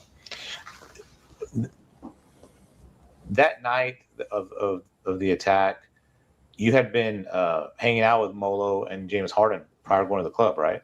No, not that night. You were on the party bus? No. I thought you testified you were on the party bus. I was not on the party bus. I parked my truck at the front door if I was on the party bus. Okay. So you were never at the party on the party bus with Moses Malone, No. with James Harden and Molo? No. Okay. Did you ever go to the basketball camp that day? No. Okay. Did you do anything with the basketball camp? No, I don't do daytime stuff anyway. Okay. When did you first hear about the Facebook post that Moses put about James Harden? Big Tony, the bodyguard, had told us about it. Oh, that's the one that passed away, right? No, just my voice is just horrible. That's the one that Big Tony's the one that passed away. Yeah. So Big Tony told you directly, or how did you? I mean, No, just everybody. I mean, people heard about it. It kind of. Sorry, explain to me. Like, was it a big mass text message? Was it? No, it was just people was hearing about it. Okay. So, were you with Big Tony like at a bar or something? And he told you about it, or? I think I got the wind of it. Big Tony was. I forgot where we were. I think it was at Onyx or somewhere. And that's when he told me about it. And he told you about it. And when he told you about it at Onyx, was that the same day of the Facebook post? I can't remember what day it was. Okay. But it was either that day or after, sometime after. Yeah, it had to have been after. Okay. And what was Big Tony's like emotions or reactions about that post? Just saying Moses Malone Jr. Objection. Cause the form. No. Listen to the question. What'd you say again? Big Tony, like what was his reaction, or what was his emotional state when he was telling you about the Facebook post? He just said Moses Malone Jr. was just. Objection to form. Listen to the question, please. Oh. He said, what was his emotions? Oh, he was blowing it off, kind of. Okay. I understand what you're saying now. Okay. Did he seem upset about it? Objection to form. Yes or no? No. Okay. Did you have an opportunity to talk to James Harden about that Facebook post? No. Okay. Did you ever have a conversation with him about that Facebook post? No. Okay. So you were just hanging out. You were hanging out with Big Tony, and James Harden wasn't around. No. Okay. It was just you and Big Tony. I mean, it was in the club. Okay. So just a few people, but James Harden wasn't there. No. Okay.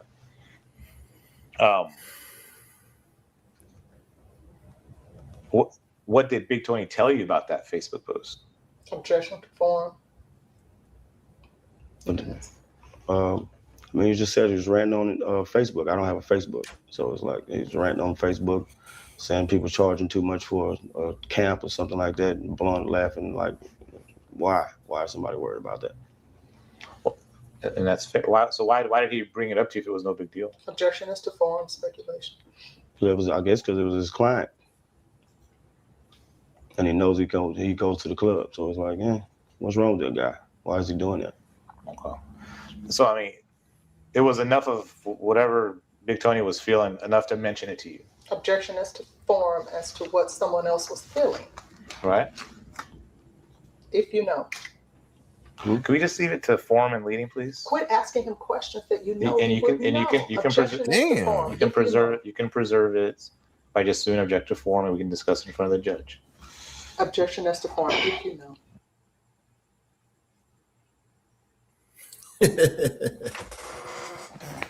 Can't hear you, dog. If I ever get say,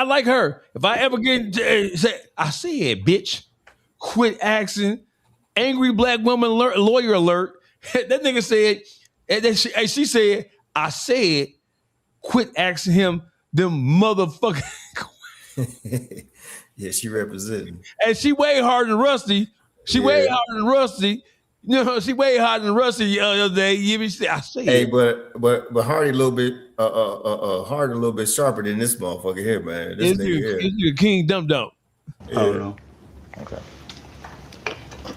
Nigga, how much coke in that can, nigga? Hey, and that motherfucker talking about how bad that coke is. Nigga, you been killing that bitch from the beginning. You still sipping on that motherfucker, man. It tastes so awful. Nigga. Put it down, then. Big old ass nigga. Oh my goodness. Okay. Get this nigga, man. So, other than Big Tony, did you hear about the Facebook post from anybody else? I don't remember. Okay. Did Molo bring up the Facebook post to you? No. Okay.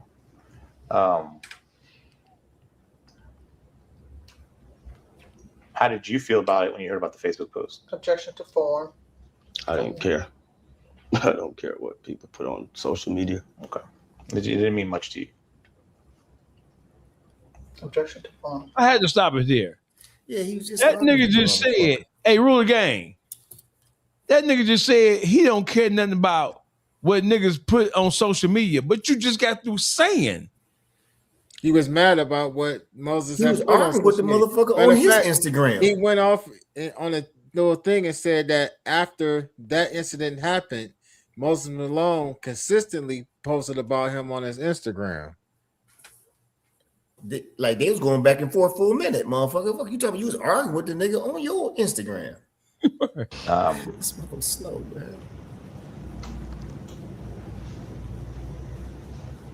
Did you get a chance to talk to Darian Blunt about that Facebook post? No. Did he ever bring it up to you? No. Did anybody else at VLive communicate to you about the Facebook post at all? No. Okay. Now, after the attack on Moses Malone Jr., did you ever call Moses Malone Jr. and check on him to see if he was okay? No.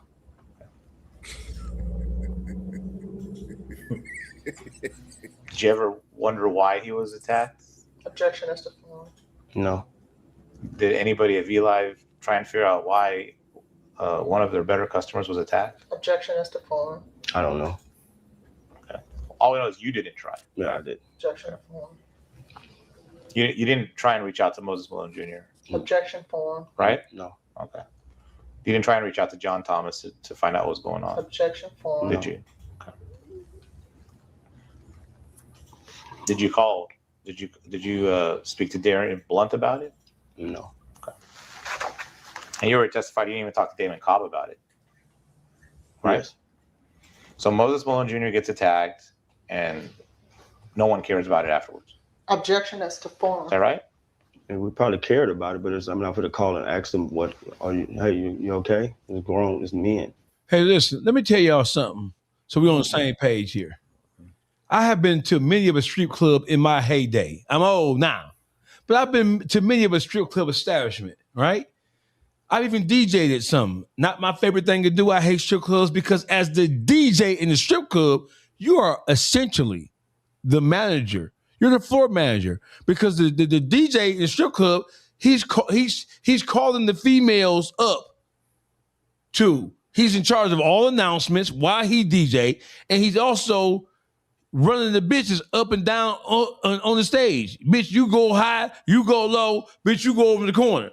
So it's like one of the most aggravating jobs in the world to be a strip club DJ. It's not all sexy like niggas think it is because you can see some naked hoes. Them hoes don't want to pay tip out. Them hoes don't, they want this song, that song. The DJ is the floor manager, bro. The DJ runs the show when it comes to the bitches, and the bitches are the main attraction of a strip club. You green light the motherfucker, but you don't know nothing else. Yeah, that's you see the incident outside the strip club because you was inside in the booth next to James Harden. And you just blurt out, hey, green light on Moses Malone Jr. Why? Because he got the police up here. Hey, who told him that? Who told you that? You inside. You can't see nothing. And guess what, nigga? You can't hear nothing because the music on 55 in this bitch. And your dick sucker James Harden, who in the booth right next door, groupie playing every song that he want to hear because he's an NBA superstar worth $100 million goddamn dollars. Who you think you playing with, nigga?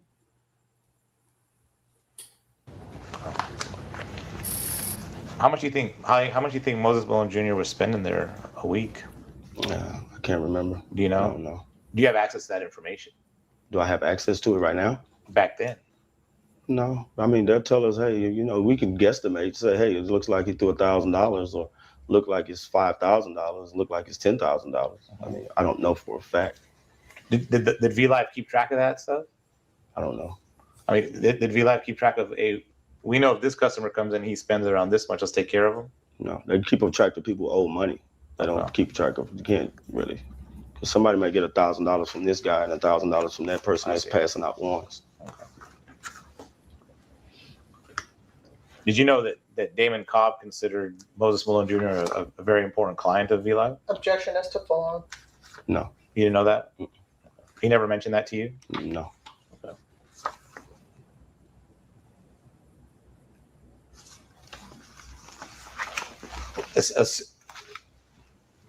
Not knowing what Moses Malone Jr. spends there, but knowing that he spends a lot of money there and then got attacked and never shows up to that VLive again, doesn't that affect you financially and affect VLive financially? Objection as to form. Expect me financially? Mm-hmm. VLive closed down and I went to another club. So I'm going to have a job and I'm a DJ. Right. So it didn't really matter to you? No. Okay. All right. Let's take a 30-second break. Let me get my thoughts together. I might be done. All right. Going off the record at 1:11 p.m. End of take. We're back on the record at 1:12 p.m. Beginning take 5. Mr. Dillard? Yes. Have you understood all my questions today? Yes, sir. All right. Do you want to change any of the answers you provided today in this deposition? Objection as to form. We will take a look at it, and once it's written out, when proper time comes. Are there any answers to any of my questions you need to change right now? Right now, no. Okay. You understood all my questions, correct? Yes. Okay. Pass the witness. Okay. Just a few things.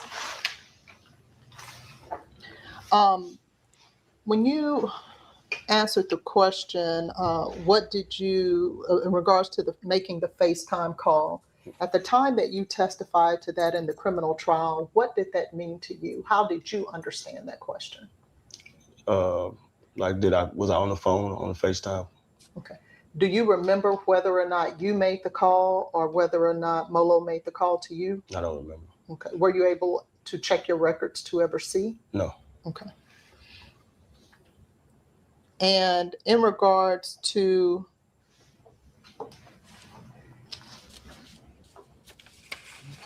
your responsibilities at VLive, were you an employee to where they were taking taxes out of your check? No. Okay. Were you a contract employee or were you an actual employee of VLive? More of a contract employee. Okay. Were they paying your workers' comp or unemployment insurance or anything of that nature? No. Okay.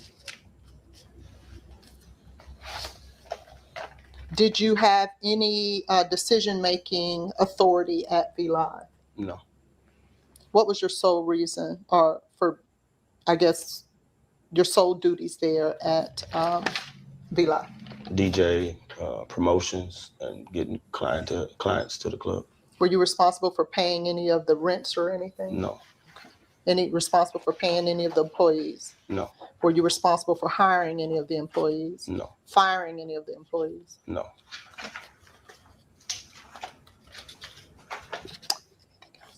Yes.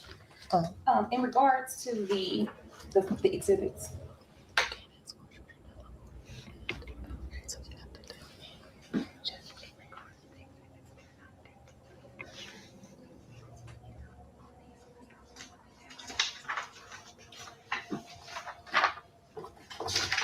In regards to, may I see the exhibits?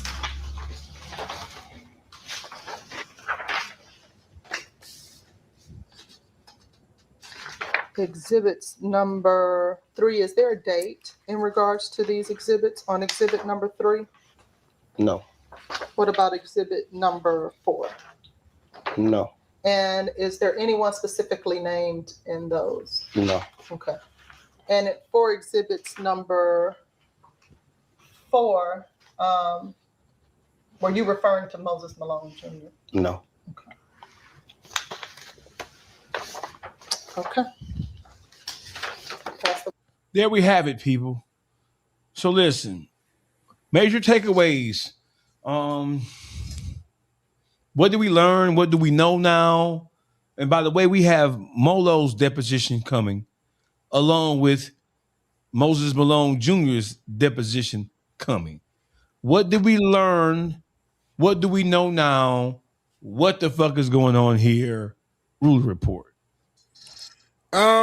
So he made a couple comments. Not gonna say a couple. He made a lot of different comments in this situation to where, like, you can read between the lines. But after listening to it, after hearing James Harden's story, I believe that the deposition that I'm looking forward to is the Molo deposition. I mean, he gave a little insight to some of the things that's inconsistent in what James Harden said, as well as he made himself, look like an ass by saying certain stuff about what was going on outside while he's DJing. I mean, he knew what was going on. I think it's obvious that we know that Moses Malone was getting set up that night. But yeah, I'm just ready for the Molo deposition at this point, so we can bring it all together. Underdog.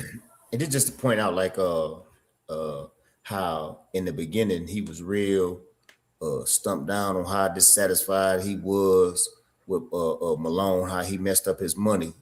Towards the end, he say like he really don't be caring about none of that stuff. Like he a DJ, he gonna just end up he'll go somewhere else. Like he ain't fuck up my money. Like I could easily get a job somewhere else. But he was real upset in the beginning about Malone. Basically, he tried to make it seem like Malone came there starting shit and got just real inconsistent. But yeah, it sounded like though we done had Malone on here live a couple of times already, and it seemed like a lot of what Malone has been saying has been like true testimony type shit. So, but yeah, it's going to unfold, especially if we get that Momo and that and Malone's situation. I think Malone going to be basically saying on his deposition what he already been saying to us all along.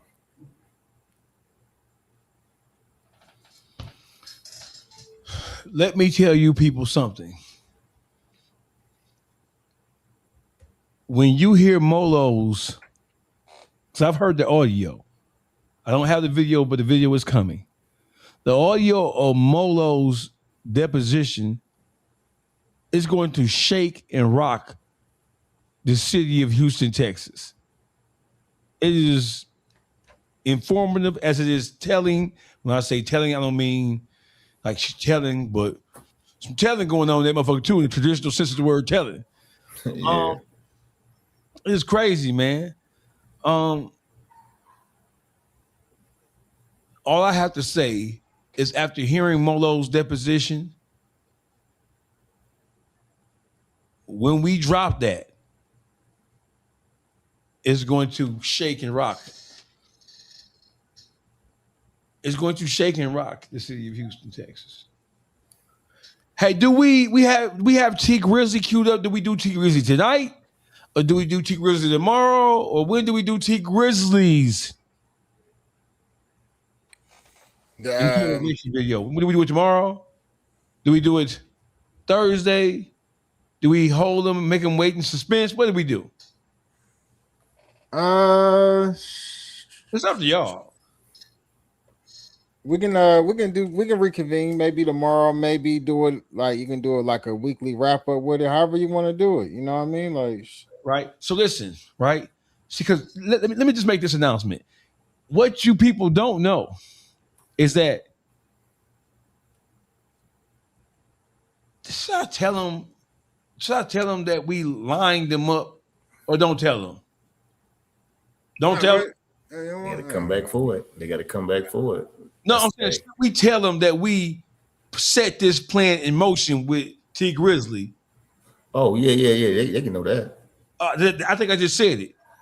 Should we tell the YouTube streets? Because I see people grabbing it. I seen Mrs. Jones, a.k.a. Wackisha. I seen Wackisha grab it and try to share it.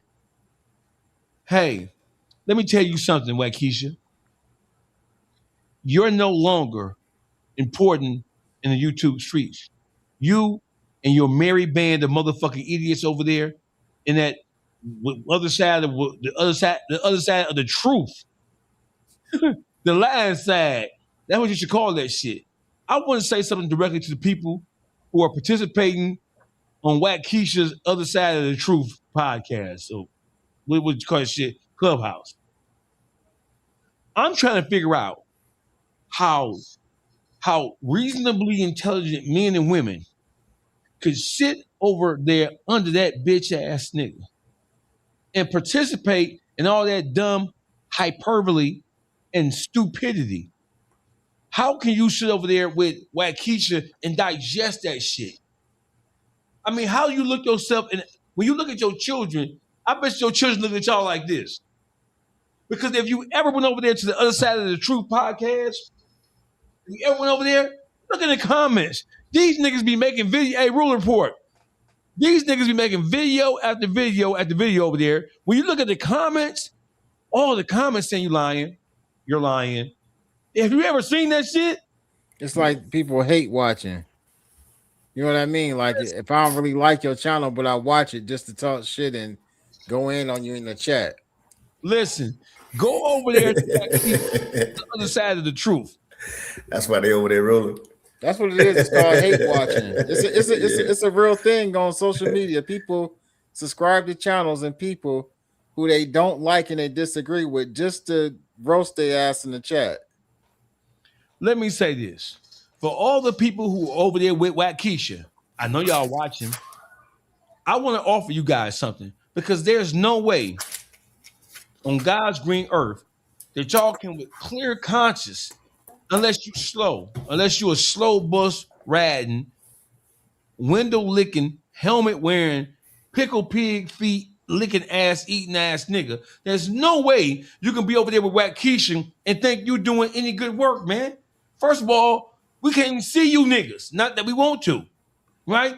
We can't see you. Y'all niggas hiding. You're scared to show your faces.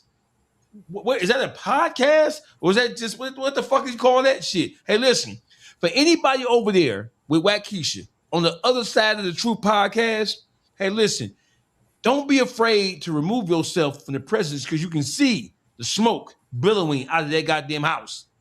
No pun intended.